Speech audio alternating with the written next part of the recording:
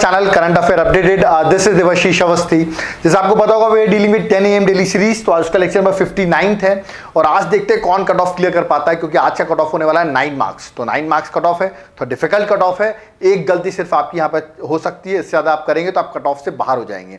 So let's start with the today's MCQ series. पहला question जो आपके सामने है ये केमिस्ट्री से रिलेटेड क्वेश्चन है। What is water gas? ठीक है, तो आपसे पूछा वाटर गैस किससे मिलकर बनी हुई है। ऑप्शंस है mixture of CONH2, mixture of CONH2O, mixture of CO2NH2 and या तो कार्बन मोनोऑक्साइड सिर्फ, या दैट इज CO। ठीक है, तो आपको 4 ऑप्शन दिए गए हैं। वाटर गैस के बारे में पूछा गया है। आई थिंक आपको इसके बारे में आइडिया होगा। आप मुझे पहले तो कमेंट बॉक्स में बताइए वाटर गैस का यूज कहां पर होता है। बहुत कॉमन जगह होता है, मैं आपको बता रहा हूं। ठीक है, वहां पर इसका यूज होता है। आपको बताना है कहां पर इस गैस का इस्तेमाल होता है। इसका correct answer that is A. Remember that is mixture of carbon monoxide that is CO and H2। Okay, और यूज ऑफ वाटर गैस जो है वो आप मुझे कमेंट बॉक्स में बताइए। ओके, बहुत कॉमन जगह यूज होता है, ये मैं आपको हिंट दे रहा हूं। ठीक है, चलिए, तो फर्स्ट का आंसर दैट इज ए है। सेकेंड क्वेश्चन में आते हैं। That is from ancient history question. Which among the following is the state emblem of Pandyas? Pandyas का स्टेट एम्बलम क्या है, ये मैंने ऑलरेडी अपने लेक्चर्स में कवर किया है। मैं आपको बता दूं हमने एंशिएंट हिस्ट्री की क्लासेस स्टार्ट की हैं, तो प्लीज़ आप हमारे डिस्क्रिप्शन बॉक्स में जाएं और वहाँ हमारी वेबसाइट को विजिट करें। वहाँ आपको एंशिएंट हिस्ट्री के लेक्चर्स मिलेंगे। ओके, तो अभी हमने वहाँ बुद्धिज्म जैनिज्म तक हमने कंप्लीट कर दिया, but soon within 15 days we are going to complete whole syllabus, तो आप उसको अभी से परचेज कर सकते हैं। ओके, तो पांड्यास के मैंने स्टेट एम्बलम पूछा है फिश, बो एंड एरो, सन या हॉर्स। इसमें से करेक्ट आंसर आपको बताना है। I think we have marked the correct answer. Yes, it's fish. Remember, तो फिश जो है वो पांड्यास का स्टेट एम्बलम था, ये आपको याद रखना है। ठीक है, तो A is the correct answer. Next question number 3 में आते हैं। मॉडर्न हिस्ट्री से रिलेटेड मैंने क्वेश्चन यहाँ पे पूछा है और क्रोनोलॉजिकल ऑर्डर में अरेंज करने को मैंने यहाँ पर क्वेश्चन दिया आपको। हिंट दे रहा हूँ, ये जो तीनों ऑप्शन है इनको आपको अरेंज करना है। ये तीनों ही इवेंट हुए थे 1919 में। रिमेंबर कब हुए थे? 1919 में। तो आपको सेटअप करना है। पहला है रॉवेल्टैक, दूसरा है हंटर रिपोर्ट और थर्ड है जलियांवाला बाग इंसिडेंट। ओके, तो इनको आपको अरेंज करना है करेक्ट ऑर्डर में। तो मैं आपको बता दूं सबसे पहले जो होता है वो होता है Rowlatt Act. Okay, that is first option. Second होता है उसके बाद जलियांवाला बाग इंसिडेंट। और याद रखिएगा इस जलियांवाला बाग इंसिडेंट के लिए एक कमीशन सेटअप की गई थी अंडर द हंटर। तो हंटर उस कमीशन के चेयरमैन थे। तो अगली जो है दैट इज हंटर रिपोर्ट। तो हंटर रिपोर्ट जलियांवाला बाग में जो चीजें हुई थी, इवेंट्स हुए थे, उसी को चेक करने के लिए हंटर कमीशन स्टैब्लिश की गई थी। तो इसका correct answer is first Rowlatt Act, then 3, then second, that is A option is the correct answer. Okay, मैं आपको बता देता हूं रॉवेल्ट एक्ट को ही हम ब्लैक एक्ट कहते थे। ठीक है, इस एक्ट के थ्रू याद रखिएगा कि आपको शक के तौर पर आपको अरेस्ट किया जा सकता था। ठीक है, तो दिस इज मतलब इसको हम डिटेल मैंने ऑलरेडी अपने मॉडर्न हिस्ट्री के लेक्चर्स में बताया हुआ है। ओके, जिसको मॉडर्न हिस्ट्री के लेक्चर्स देख रहे हैं प्लीज हमारे डिस्क्रिप्शन बॉक्स में जाइए। मॉडर्न हिस्ट्री लेक्चर्स ऑलरेडी हम कंप्लीट कर चुके हैं। ठीक है, तो याद रखिए इसको ब्लैक एक्ट कहते हैं। 10 मार्च 1919 में आया था। जलियांवाला बाग इंसिडेंट 13 अप्रैल 1919 अमृतसर, वेरी फेमस। और इसी इंसिडेंट को इन्वेस्टिगेट करने के लिए जो कमीशन बनाई गई थी लॉर्ड विलियम हंटर जिसके चेयरमैन थे, याद है कि उसको हम हंटर कमीशन कहते हैं। दैट इज ऑन 29 अक्टूबर 1919। तो आप समझ गए होंगे करेक्ट आंसर क्या है, that is A option. Okay, next move करते हैं क्वेश्चन नंबर 4 में, और ये भी पॉलिटी से रिलेटेड क्वेश्चन मैंने पूछा यहां पर कि which of the following statement is incorrect. Remember correct नहीं पूछा है, incorrect, related to Government of India Act 1935। याद रखिएगा आपसे क्वेश्चन मेरा ये है कि इंडियन कॉन्स्टिट्यूशन जब बन रहा था तो सबसे ज्यादा सोर्स इंडियन कॉन्स्टिट्यूशन का कहां से लिया गया है, सबसे ज्यादा सोर्स इंडियन कॉन्स्टिट्यूशन कहां से है, ये आप मुझे कमेंट बॉक्स में बताइए। ओके, तो कौन सा गवर्नमेंट ऑफ इंडिया एक्ट 1935 के नहीं है फीचर, याद रखिएगा 4 ऑप्शंस दिए हैं, आप उनको रीड कर सकते हैं। Okay, I am not going to read it, आप खुद रीड करें। पहला ऑप्शन है, देख सकते हैं डायरेक्टरी का कुछ पूछा है सेंट्रल लेवल पे, all India federation, central federal bank, और फोर्थ है प्रोविंशियल बजट को सेपरेट कर दिया गया था सेंट्रल बजट से।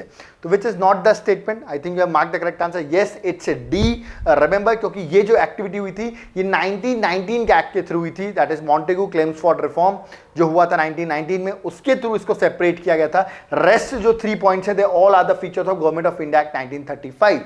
किसी को अगर ये क्वेश्चन नहीं बना है, पॉलिटी वीक है आपकी, पॉलिटी आपको थोड़ा पढ़ना पड़ेगा, एक बात आपको याद रखनी पड़ेगी। और पॉलिटी के लिए आप हमारी वेबसाइट पे जा सकते हैं, वहाँ पे पॉलिटी के लेक्चर्स कंप्लीट हो गए हैं, क्योंकि ये बहुत इजी क्वेश्चन है, ऑलरेडी आ चुका है यूपीएससी के प्रीलिम्स में।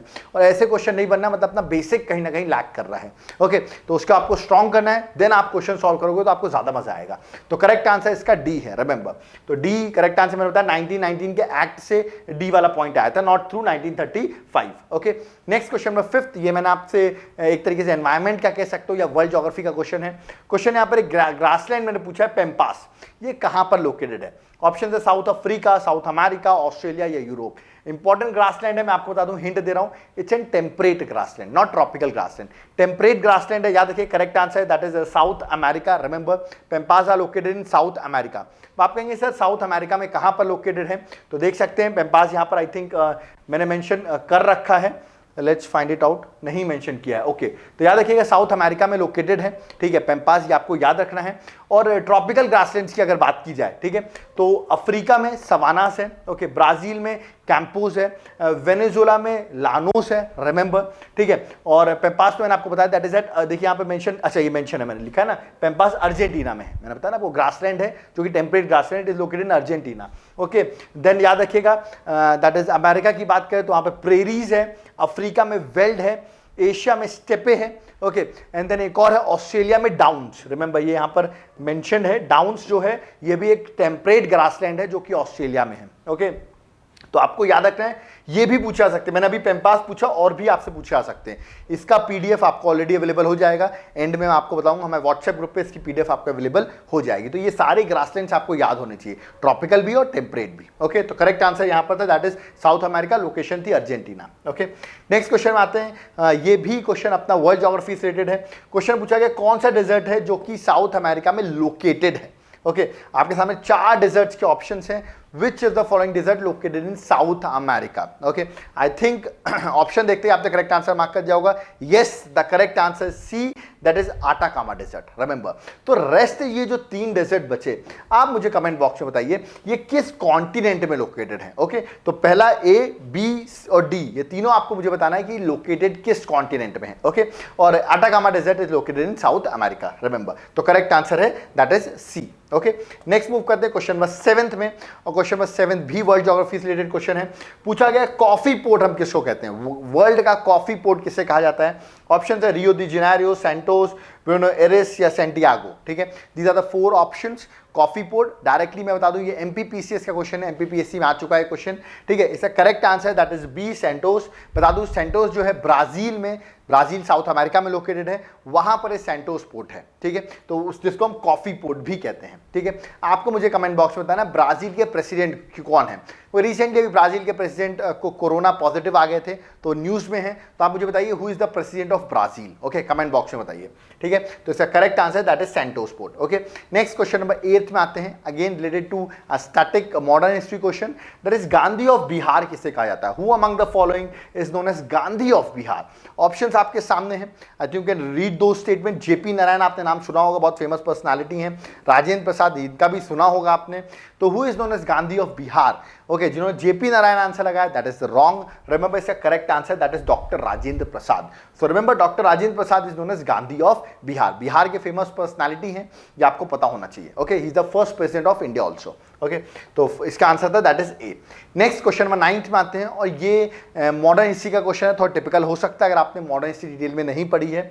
मैंने यहाँ पर आपसे 3 समाज दिए हुए हैं। पहला है आदि ब्रह्मो समाज, दूसरा भारतीय ब्रह्मो समाज, मतलब इंडियन ब्रह्मो समाज लिखा हुआ है, फिर प्रार्थना समाज, और 3 यहाँ पर पर्सनालिटी के नाम हैं। पूछा गया which among the following statement are correctly matched, correctly matched है ये आपको बताना है।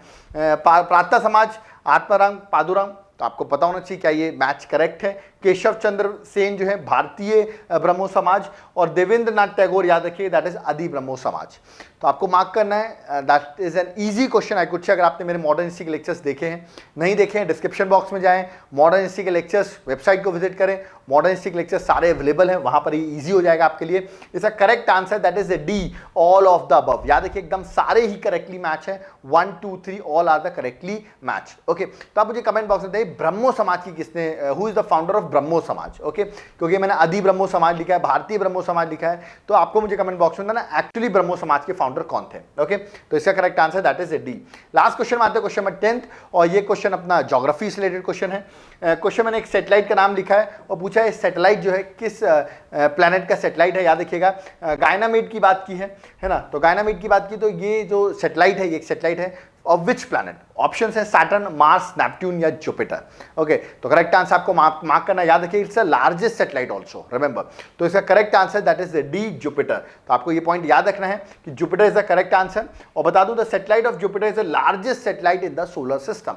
जितने भी सोलर सिस्टम में सैटेलाइट है उनमें सबसे लार्जेस्ट सैटेलाइट भी आपसे पूछा जाए तो याद रखिएगा गायनामेड इज द करेक्ट आंसर। तो आपको दोनों चीज याद रखनी है कि लार्जेस्ट भी है सोलर सिस्टम है और जुपिटर का भी है, ये भी आपको याद रखना है। मतलब even it is larger than the planet mercury, mercury से भी ज्यादा इसकी साइज है, आप सोच सकते हैं, ठीक है।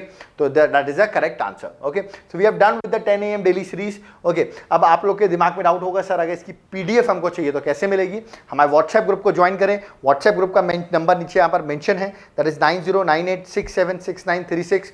नंबर हमने डिस्क्रिप्शन बॉक्स में भी मेंशन कर रखा है, आप वहां पर हमको मैसेज कर सकते हैं और हमारे इस ग्रुप को ज्वाइन कर सकते हैं। याद रखिएगा इसका एक छोटा सा चार्ज भी है, दैट इज 200 रुपीज ईयरली, जो कि बहुत ही कम चार्ज है, दैट इज 50 पैसे अ डे। इस पे आपको इसकी पीडीएफ तो मिलेगी ही, वो भी 1 साल के लिए, ठीक है। तो आई थिंक 4000 क्वेश्चंस कवर हो जाते हैं, प्लस आपको इसमें Hindu analysis, Hindu newspaper, current affairs, ये सब चीज़ें भी आपको एक्स्ट्रा बेनिफिट इसके साथ प्रोवाइडेड होंगे।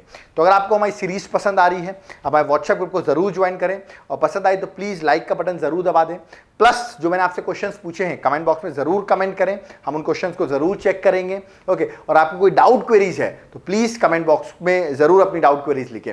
प्लस एक और चीज़, जिनको याद रखिएगा अभी जो कट ऑफ क्लियर नहीं कर पा रहे हैं, इस बार 9 कट ऑफ था, 9 मार्क्स कट ऑफ था, कट ऑफ क्लियर नहीं कर पा रहे हैं तो याद रखिएगा बहुत टाइम हो गया है, अब अभी भी क्लियर नहीं हो रहा है तो अपन को पढ़ने की ज़रूरत है। उसके लिए आप हमारे ग्रुप हमारे वेबसाइट को ज़रूर विजिट करें, जिसका लिंक डिस्क्रिप्शन बॉक्स में मेंशन है। वेबसाइट को विजिट करें, वहाँ पर बेसिक से अपन प्रिपरेशन करिए, पॉलिटी, हिस्ट्री, ज्योग्राफी, सारे सब्जेक्ट की प्रिपरेशन करिए, देन ओनली आपका कॉन्फिडेंस बूस्टअप होगा, ठीक है। तो बिना पढ़े अगर हम क्वेश्चन सॉल्व करेंगे तो अपन कहीं ना कहीं लैक करने लगते हैं। ओके, और ये मत सोचिए अगर आपने बिना पढ़े एक आध क्वेश्चन यहाँ पे सही कर लिए तो विल थिंक कि मैंने पढ़ा ही नहीं है, मुझे क्वेश्चन बन रहा है। That is also wrong approach. Okay, जो सही अप्रोच है आपको बेसिक क्लियर करने पड़ेंगे और फिर आपको क्वेश्चन अटेम्प्ट करने पड़ेंगे, क्योंकि यहाँ पर जो मैं क्वेश्चन पूछता हूँ वो थोड़े सिंपल क्वेश्चन पूछता हूँ। मेरे टेस्ट सीरीज अगर आपने देखी होगी तो वहाँ पर मैंने क्वेश्चन बहुत डिफिकल्ट पूछता हूँ, ठीक है। तो ये क्वेश्चन बनना जरूरी है आपके, इसलिए कट ऑफ भी हाई है। स्टिल अगर आपको कोई डाउट क्वेरीज है कमेंट बॉक्स में जरूर कमेंट करके बताएं। Thank you.